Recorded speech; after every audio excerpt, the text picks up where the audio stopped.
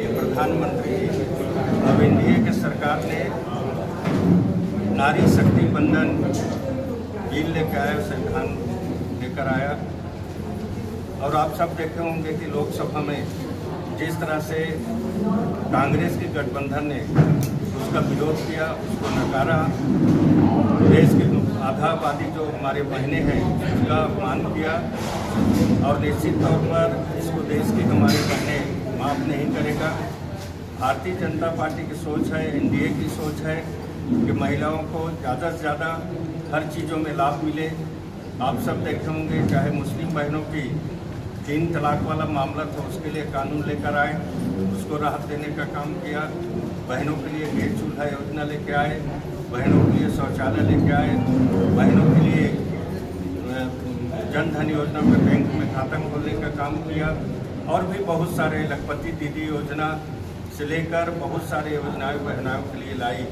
और उसी तरह से हमारे जो देश की आधावादी हमारे बहनों का है उनके लिए आरक्षण 33% आरक्षण हो, ताकि वो लोकसभा विधानसभा में अपना प्रतिनिधित्व कर सकें और देश के हित में, प्रदेश के हित में बातचीत अपने रख सकें।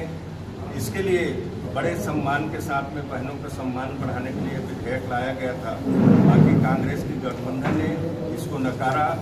आप ही लोग के मीडिया के माध्यम से हम लोग देख रहे थे किस तरह से जब उसका बहस चल रहा था और किस तरह से उन्होंने विरोधाभासी बात कर रहे थे।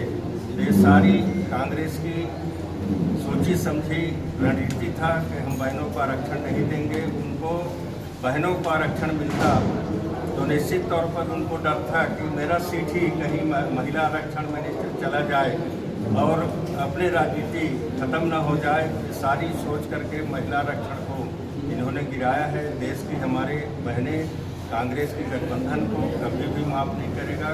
बड़ा बहनों का अपमान उन्होंने किया है। इस अपमान को हमारे देश की बहनें अपमान को नहीं सहेंगे। इनको आने वाला समय में इसका खमियाजा कांग्रेस गठबंधन को करना पड़ेगा। क्या मानते हैं राजनीति में इतना गिरते जा रहा है कि पूरे विधायक मंत्री जी आपको आरोप पिताजी तक लगाने लगे हैं, क्या मानते हैं?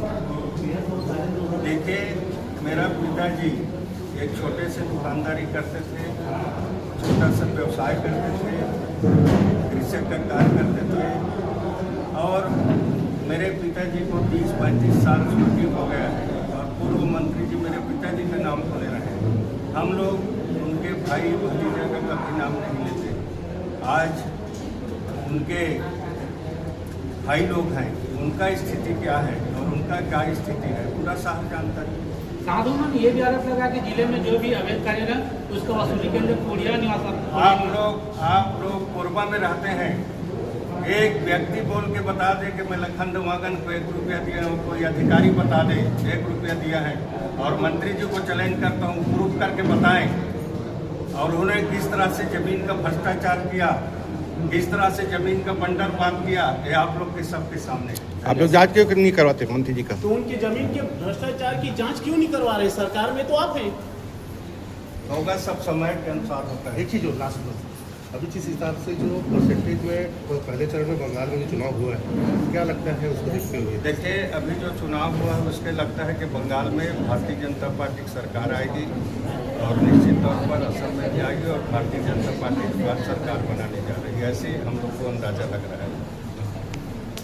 सब लोगों ने देखा है, हम लोग तो लोकसभा में नहीं बैठे थे, बाकी पल पल का रिपोर्ट मीडिया के माध्यम से हम देख रहे थे। जब यह बिल महिला आरक्षण की प्रस्तुत हुई और किस तरह से इंडिया के गठबंधन ने विरोध किया, यहाँ तक कि मतदान का अवसर आया, मतदान भी समर्थन में नहीं किए, विपक्ष में मतदान किए और इस महिला आरक्षण को ध्वस्त करने का काम किया। निश्चित तौर पर कांग्रेस की करनी और करनी में बहुत अंतर है। बाहर में कुछ और बोलते हैं, सदन के अंदर और कुछ और बोलते हैं। तो निश्चित तौर पर आप देखेंगे जब से माननीय नरेंद्र मोदी जी प्रधानमंत्री बने हैं, उन्होंने महिलाओं के लिए अनेकों काम प्रारंभ किया है, चाहे बहनों को गैस चूल्हा देने की बात हो, घर में शौचालय बनाने की बात हो, घर में पानी कनेक्शन की देने की बात हो, लखपति दीदी योजना निकालने की बात हो, बैंक खाता खोलने का काम हो, प्रधानमंत्री जन धन योजना में हर बहनों को बैंक तक पहुंचाने का काम हो, इस तरह से कई क्षेत्रों में बहने के लिए माननीय प्रधानमंत्री जी ने, भारतीय जनता पार्टी सरकार ने काम किया है।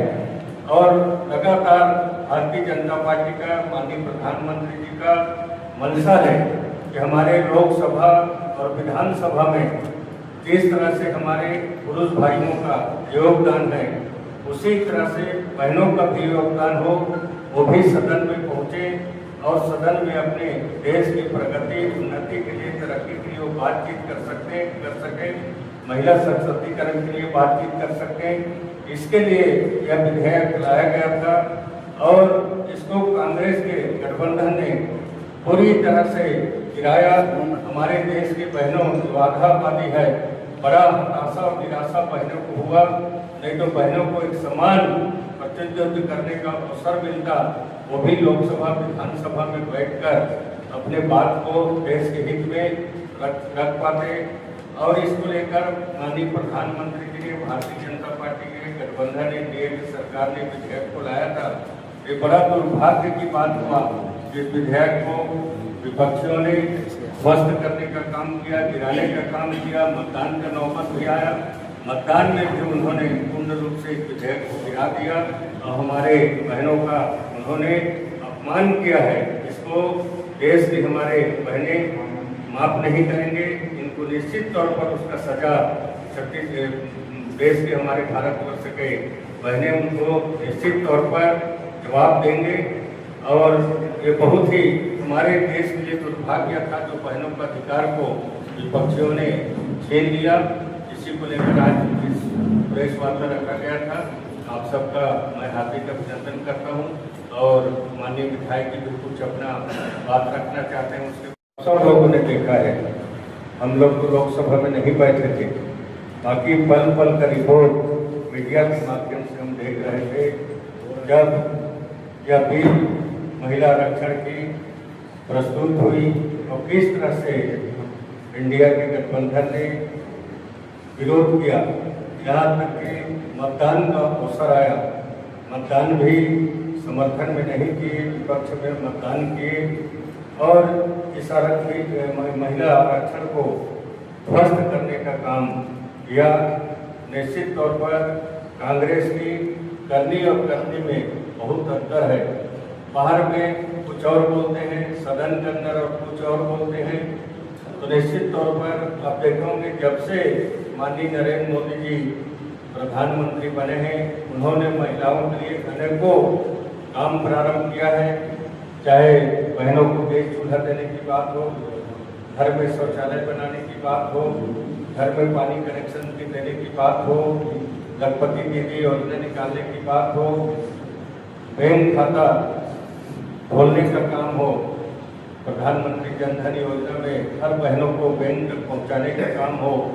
इस तरह से कई क्षेत्रों में बहने के लिए माननीय प्रधानमंत्री जी ने, भारतीय जनता पार्टी सरकार ने काम किया है। और लगातार भारतीय जनता पार्टी का, माननीय प्रधानमंत्री जी का मंशा है कि हमारे लोकसभा और विधानसभा में जिस तरह से हमारे पुरुष भाइयों का योगदान है, उसी तरह से बहनों का भी योगदान हो, वो भी सदन में पहुँचे और सदन में अपने देश की प्रगति, उन्नति के लिए, तरक्की के लिए वो बातचीत कर सके, महिला सशक्तिकरण के लिए बातचीत कर सके। इसके लिए यह विधेयक लाया गया था और इसको कांग्रेस के गठबंधन ने पूरी तरह से गिराया। हमारे देश की बहनों जो आधावादी है, बड़ा हताशा और निराशा बहनों को हुआ, नहीं तो बहनों को एक समान प्रतिनिधित्व करने का अवसर मिलता, वो भी लोकसभा विधानसभा में बैठकर अपने बात को देश के हित में रख पाते। और इसको लेकर माननीय प्रधानमंत्री जी ने, भारतीय जनता पार्टी के गठबंधन एनडीए की सरकार ने विधेयक को लाया था। ये बड़ा दुर्भाग्य की बात हुआ, जिस विधेयक को विपक्षियों ने ध्वस्त करने का काम किया, गिराने का काम किया, मतदान का नौबत भी आया, मतदान में भी उन्होंने पूर्ण रूप से इस विधेयक को गिरा दिया और हमारे बहनों का उन्होंने अपमान किया है। इसको देश की हमारे बहनें माफ नहीं करेंगे। इनको निश्चित तौर पर उसका सजा देश के हमारे भारतवर्ष के बहनें उनको निश्चित तौर पर जवाब देंगे। और ये बहुत ही हमारे देश के लिए दुर्भाग्य था जो बहनों का अधिकार को विपक्षियों ने छीन लिया। इसी को लेकर आज इस प्रेस वार्ता रखा गया था। आप सबका मैं हार्दिक अभिनंदन करता हूं और माननीय विधायक जी भी कुछ अपना बात रखना चाहते हैं। प्रेस वार्ता नारी शक्ति वंदन अधिनियम ऐतिहासिक सुधार जो विपक्ष के राजनीतिक स्वार्थ के कारण पूरा नहीं हुआ। भारतीय सभ्यता के हजारों सालों के इतिहास के साथ ही भारत लोकतंत्र की जननी है। भारत के पास इस सफर में एक नया पहलू जोड़ने का मौका था। हम देश की आधी आबादी को नीति निर्धारण की प्रक्रिया में सक्रिय भागीदार बनाने के लिए यह नारी शक्ति वंदन अधिनियम लाए थे। हमने सभी सांसदों से आग्रह किया था कि वे इस मौके को हाथ से न जाने दें। हम सब मिलकर देश को एक नई दिशा देने के लिए तैयार थे। यह भारत की नारी शक्ति के लिए एक महायज्ञ था। हमें विश्वास था कि इस महायज्ञ का नतीजा न केवल राजनीति का भविष्य बल्कि देश की दिशा और नियति भी तय करेगा। लेकिन स्वार्थी विपक्ष जिसमें 30 साल तक राजनीतिक सशक्तिकरण के क्षेत्र में हमारी महिलाओं की भागीदारी देने में देरी की, एक बार फिर इस देश की महिलाओं को निराश किया। उन्होंने देश को निराश किया। अपनी राजनीतिक जमीन बचाने की बेचैनी में INDI अफवाह एक बार फिर सामने आया और महिलाओं के हितों में एक बार फिर दरकिनार कर दिया। हमारी दादी ने उसका इंतजार किया था, हमारी माताओं ने इसकी उम्मीद की थी, हमारी बहन बेटियों ने इस क्षण का इंतजार किया था। कांग्रेस और उसके साथियों ने आपकी बेटी और 30 साल तक इंतजार करवाया। यह सीटों के बारे में नहीं है, यह भारतीय घर की इज्जत के बारे में है जो आखिरकार लोकतंत्र के मंदिर तक पहुंच रही है। हमें इस विषय को लेकर यह स्पष्ट होना चाहिए कि विपक्ष ने क्या होने से रोका है। उन्होंने सबसे ऊंचे स्तर पर भारतीय महिलाओं के पॉलिटिकल राजनीतिक प्रतिनिधित्व को कमजोर किया है।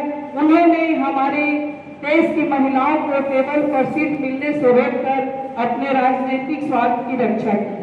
यह कोई राजनीतिक विषय नहीं था, ऐसा कभी नहीं होना था। विपक्ष ने जो किया यह देश के सबसे ऊंचे पदों पर बैठी महिलाओं के लिए अपनी नफरत और तिरस्कार को सबके सामने ला दिया और शीर्ष नेतृत्व में नीति निर्धारण करने वाली भूमिकाओं में महिलाओं की काबिलियत पर शक करने की और अपनी महिलाओं से घृणा करने वाली सोच को खुलेआम दिखाया है। हमें आभास तो था कि विपक्ष ऐसा ही कुछ करेगा। कांग्रेस पार्टी ने पारंपरिक रूप से एक साथ महिला विरोधी रूप बनाए रखा जो उसके पुराने साथियों और मूल्यों से प्रेरित है। प्रधानमंत्री राजीव गांधी ने मुस्लिम महिलाओं की पीठ में छुआ धोखा जब उन्होंने सुप्रीम कोर्ट के उस आदेश को पलट दिया जिसमें मुस्लिम पुरुषों को अपनी पत्नियों को गुजारा भत्ता देना जरूरी था। मौलानाओं ने हंगामा किया और राजीव गांधी जल्दी से पीछे हट गए। इस बड़े अन्याय को भी नरेंद्र मोदी को ठीक करना पड़ा। जब साहेबानो मामले को पलटने का रुख आखिरकार अपना दिया क्योंकि NDA सरकार ने ट्रिपल तलाक पर बैन लगा दिया था।